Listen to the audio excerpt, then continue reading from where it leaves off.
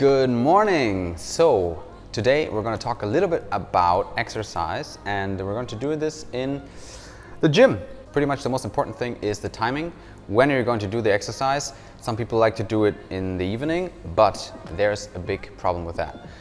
You want to increase autophagy, right? You want to increase the time and the efficiency with which your body cleans out damaged proteins, like we have a lot of in PKD. So how can you increase the amount of autophagy that you have? Well, at the end of your intermittent fasting window, which should be 16, 17, 18 hours, something like that, you can do exercise.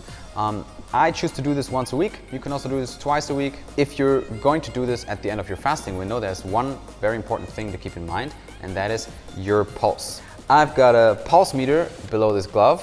Your goal is to stay under a rate of 180 minus your age. I'm 30, so that makes it 150.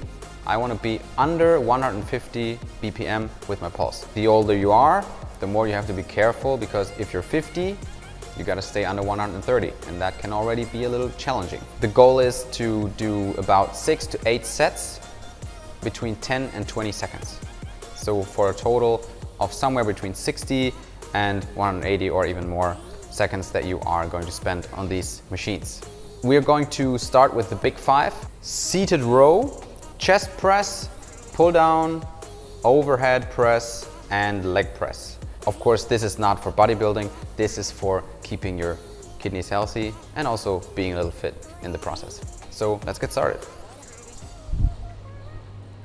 We're here because we want to increase autophagy. You're going to have higher blood sugar once you reach a certain threshold in your pulse. My goal is to never go above 150 beats per minute with this exercise. If I do, my body will start to produce more blood glucose, which in turn will not be a great idea for cyst growth. Slow exercises, where you're still going to be able to talk if you wanted to, and we're going to make them short and many of them.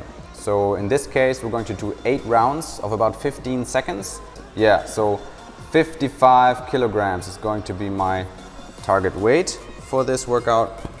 3, 2, 1, and go.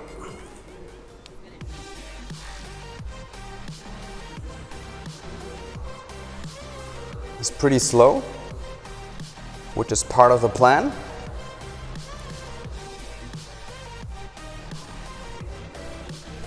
And that's the first set. Now is 1 minute of pause. And the goal is to be able to have this full power output for all 8 rounds. And if you notice that you can't do it for 8 rounds and you're losing form or you're losing strength, you can't move it as much, then that's a sign for you to maybe lower the weight a bit. You could also go down to maybe 10 seconds. 3, 2, 1.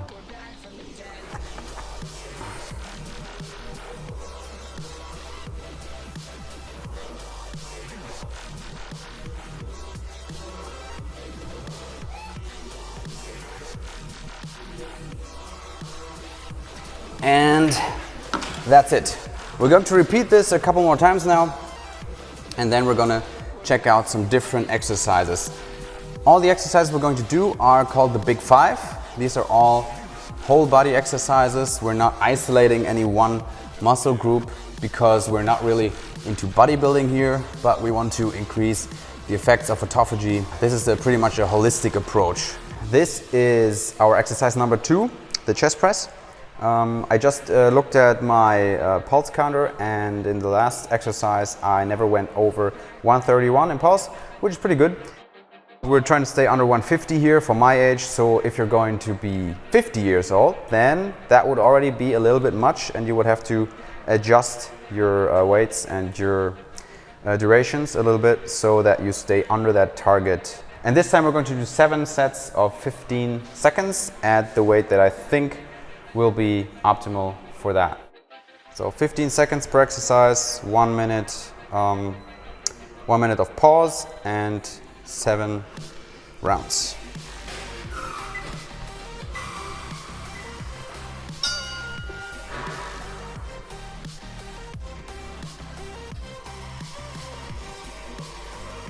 You're trying to do this as slow as possible without starting to lose the fluid motion.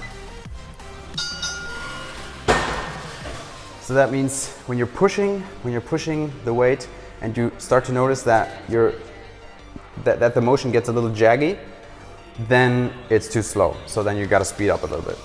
And the app I'm using is called the Boxing Interval Timer, round 2.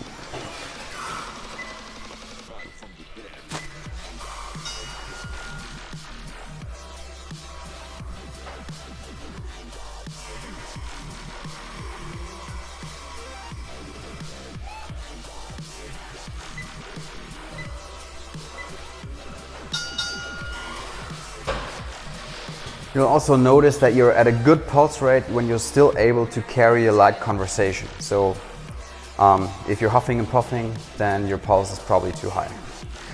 If you're a runner or something like that, then it's all the more important to check your pulse while you're running and to make sure that you are not exceeding this maximum pulse rate, or otherwise you're going to be producing glucose out of your muscle, which will A, make you lose muscle, and B, give you a little more fuel to grow those cysts, which we don't want, right?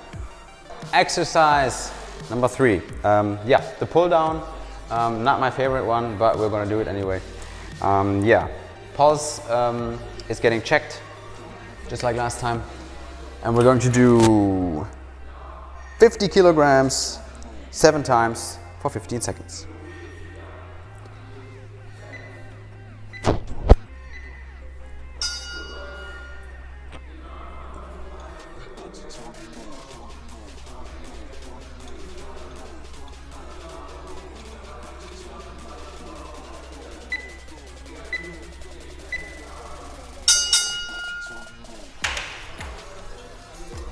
Round 1.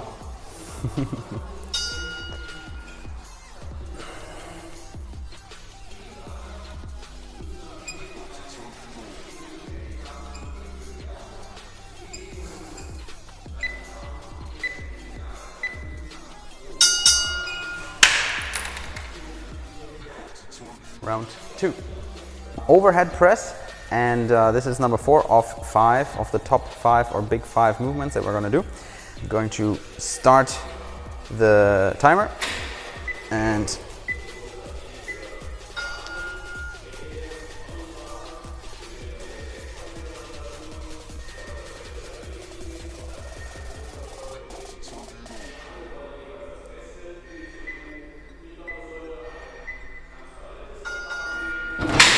round 1, 6 to go. So this is the final one of our exercises. This is a leg press. We're going to do 8 rounds of 20 seconds because I tend to have a good performance with legs. It can be different for you, so you just got to find out what's your perfect weight, what's the right amount of reps. But you should aim for something around above 10 seconds and above 6 rounds, maybe 7, 8, something like that. So you got to find out what your perfect weight is, and it will probably take you a couple of tries, but that's fine. So 4, 3, 2, 1.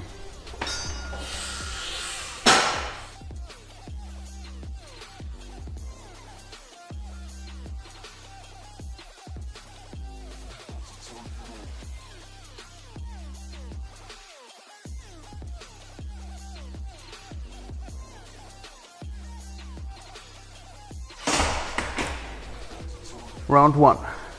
Round 2.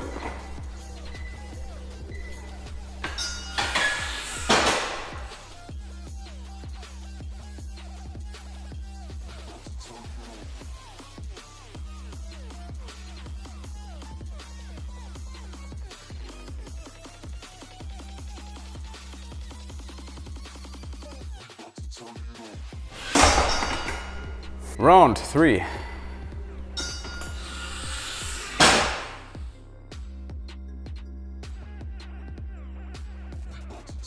My pulse is still not that high. You see, I can still talk normally. It's not like I have a pulse of 150 or 160 even. It's probably around 130.